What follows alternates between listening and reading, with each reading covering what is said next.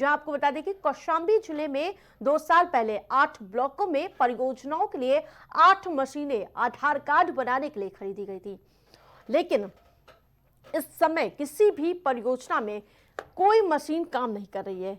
बच्चे बैंकों और डाकखानों में लंबी लंबी कतारें लगाकर दलालों को 200 से 300 रुपए खिलाकर आधार कार्ड बनवाने के लिए मजबूर हो रहे हैं।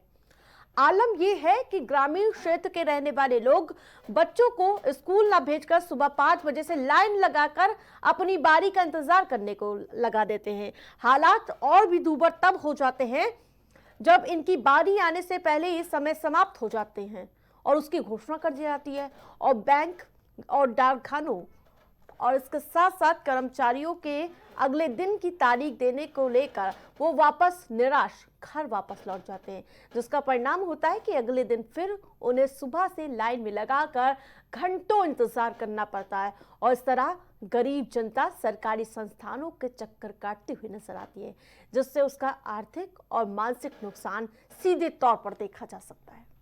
ये ब्लॉक शिक्षा विभाग के दौर से मशीनें दी गई थी ताकि डीबीटी की प्रक्रिया जब शुरू हुई थी ताकि बच्चों का जो आधार कार्ड बनना है, करेक्शन होना है, ब्लॉक स्तर पे ही होना चाहिए।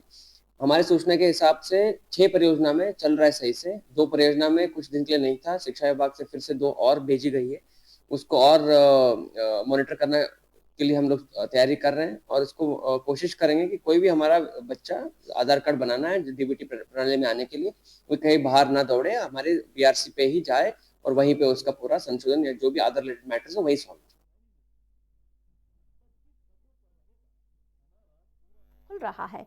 प्रशासनिक सुविधाएं और जनता के लिए पैसा भी निकल रहा है, लेकिन बीच में वो पैसा कहां विलीन हो जा रहा है इसका कोई पता ठिकाना नहीं। न प्रशासनिक सुविधाएं दुरुस्त है और न ही सरकारी योजनाएं गांव तक पहुंच रही हैं। सुविधाओं के नाम पर अगर कुछ हो रहा है तो वो सिर्फ और सिर्फ खाना पूर्ति। फिलहाल जो प्रशासनिक सुविधाएं और गांव की सूरत यही है कि वो अभी भी अच्छे दिनों का इंतजार कर रही हैं। योजनाएं केवल कागजी तौर पर देखने को मिल रही है, दीवारों पर लिखी नजर आ रही हैं, लेकिन लोगों के लिए उनका कोई भी उपयोग नहीं है। जमीनी स्तर पर लोग अभी भी विकास की टकटकी लगाए बैठे हैं। देखना दिलचस्प होगा कि इस पर सरकारी कर्मचारी और प्रशासन कब तक आंख मूंदे बैठे रहता है।